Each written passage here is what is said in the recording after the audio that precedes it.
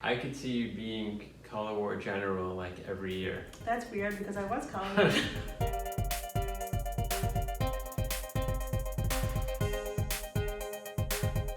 How did a Zumba instructor go from teaching classes 6 days a week to creating a luxury summer camp experience for children across the country? After high school, I went to FIT.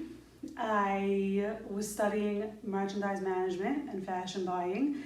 I graduated with an associate's degree. That summer I met my husband. We got married a year later. After I got married, I was always, it's funny because thinking about it now, I never really thought about this. I was always busy. I always kept myself busy. Right. I used to do scrapbooking classes. I actually at one time had a housekeeper agency. I sold strollers through my father's store cookies. Then I started having children. 9 months after my daughter was born, I was diagnosed with Hodgkin's lymphoma, which was very hard, but I am a survivor, thank God. And I like to share my story because I think that my whole career stemmed from that. So I want to tell everyone that there is a silver lining because from that came my entire business, something that I never even dreamed of. It feels like a different life because I accomplished so much between then and now that it feels like a bad dream. I did what I had to do. I talk to people about it because I want them to see that there is life after being sick. I had no idea. I was young. I was 21. I just got married and I just had a baby. But I had unbelievable support. When this happened, was your whole life? I was just living in the moment and doing what I had to do. I never really thought like, I'm gonna die. I never really thought, I just was like very focused on getting better. I was very concerned about being able to have more children after, but thank God I was able. So after my third son was born was really when I started to have a passion for Zumba. When I started doing Zumba and exercising, I started feeling like myself again. And I wanted to bring that passion to other people. I remember thinking to myself, who is gonna come to my class? And I remember my best friend saying, Ellen, to start with the kids. The kids don't judge. I started working in Camp All Sport. And after that, I was getting my nails done in Stellies, and a girl came up to me, Seal Hoffman. She's like, I heard you got Zumba certified. And I said, yeah. And she's like, you want to teach me and my two friends? And I'm like, absolutely not. No, I'm only sticking with the kids. Kids don't judge you. Kids don't look at your flaws. Kids don't see what adults see. She convinced me. There was 3 girls in my first Zumba class in my mother's basement. Every Wednesday night at 7 o'clock, we would meet. And every week the class would get bigger and bigger and bigger. By the 6th week, I had 30 girls in my class. We couldn't fit in my mother's basement anymore. I then moved to Club 100 and my classes were very full. I went from once a week to twice a week to 6 times a week. Was doing Zumba had anything to do with getting better or getting more? Okay, yes. When I was finished chemotherapy, my doctor basically told me that, we have to keep up an active lifestyle. And that's how the career began. I started teaching Zumba to kids, then I started teaching Zumba to the adults. A few months after that, somebody called me and she's like, I was doing Zumba parties at the time, and then one girl called me and she's like, well, my daughter doesn't want to do Zumba. Could you do something else? And I was like, okay. And I just came up with this I don't even know, a different kind of a party, an arts and crafts party, let's say. And after that, things just was like, we'll do a baking party, we'll do a color war party, we'll do a dance party, we'll do a senior citizens party, and everything just started rolling. People would call me to do their bat mitzvahs, their wedding proposals. I did a huge wedding proposal in South Street Seaport that was in the Daily News, which was like a huge thing for my career. In March of 2020, I had to reinvent myself very quickly. I started a singing telegram business, which I always had in the back of my mind. I said, you know what? Nobody does singing telegrams.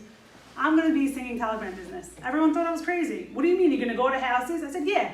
I'm gonna go to houses, I'm gonna write songs about people, and I'm gonna go sing with my microphone. How did you even think? How did you even know what a singing telegram is? I'll tell you how.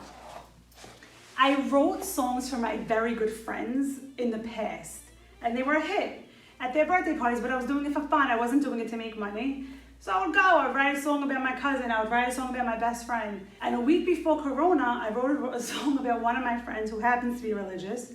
She wears a wig, so I call the song It's Raining Wigs.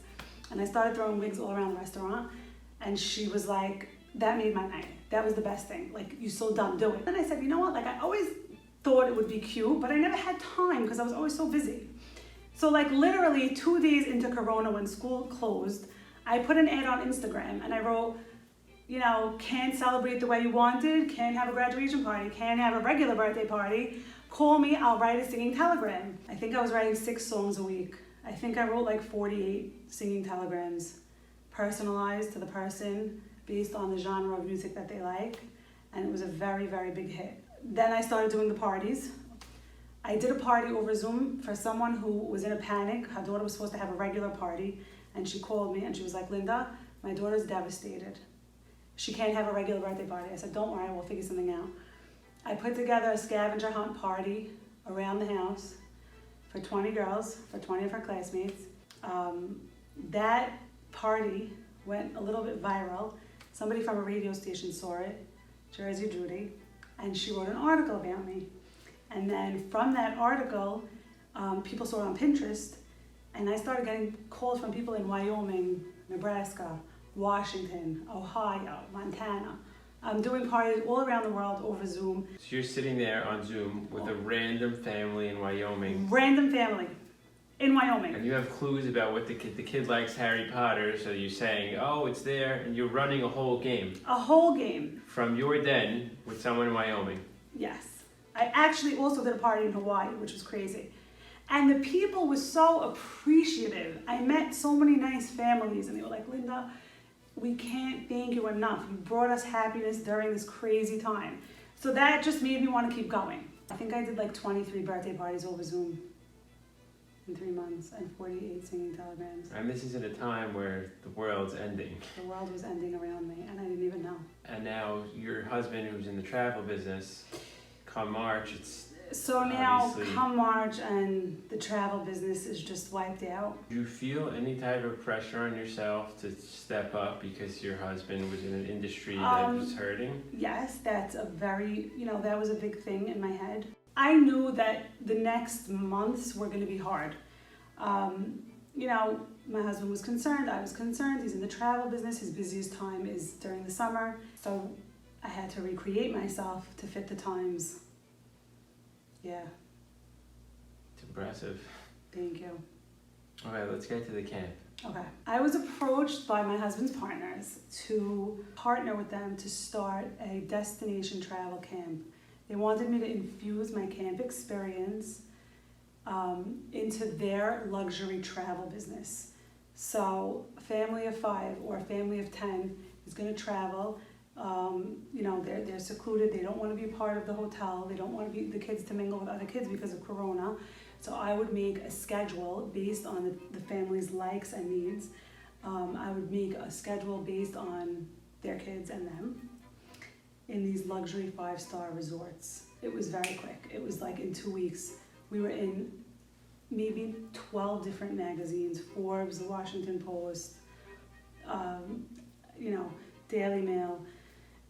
It was crazy. Vanity Fair, Time and Leisure, and I was just like, it was like a roller coaster. I didn't know where to look first. When the camp started closing, I was getting phone calls that I couldn't even keep up with.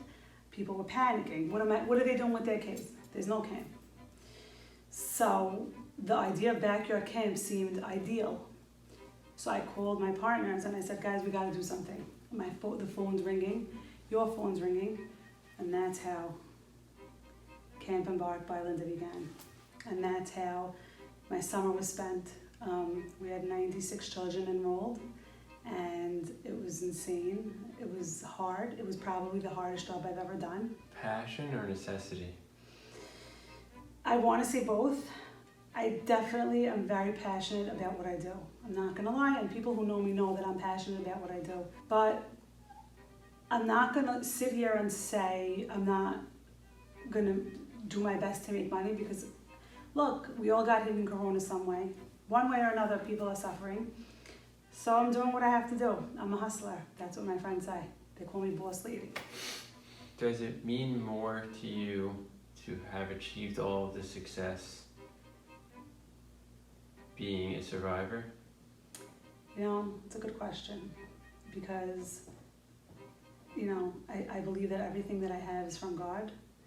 I was lucky, not everybody's so lucky when they have cancer. So back in my head, I have a little voice saying, you could do it, Linda, you could do it. You survived cancer. I don't think about it every day, but I definitely think that I am stronger for it. And I definitely think that because I have a second chance, and I don't want to sound cliche, but because I have a second chance, I'm going to make the best that I could. I'm going to make the best life I could, and I'm going to try to inspire people along the way. If I inspire one person from my story, who knows where I could take them. What do people not know about you? Oh my gosh, that's a great question. What do people not know about me? So, I could be very shy at times. People don't know that. Like, I walk into a wedding and they're like, oh, do a dance, do a flash mob, and I get shy. Sometimes I just want to be like a guest, a mother, a wife. There's a woman out there whose husband is now struggling. Last few months got tough. What would you tell her? I don't give up. That's what I would tell people. Don't give up. If you have something within you that you want to do, the only person that's going to help you get there is yourself.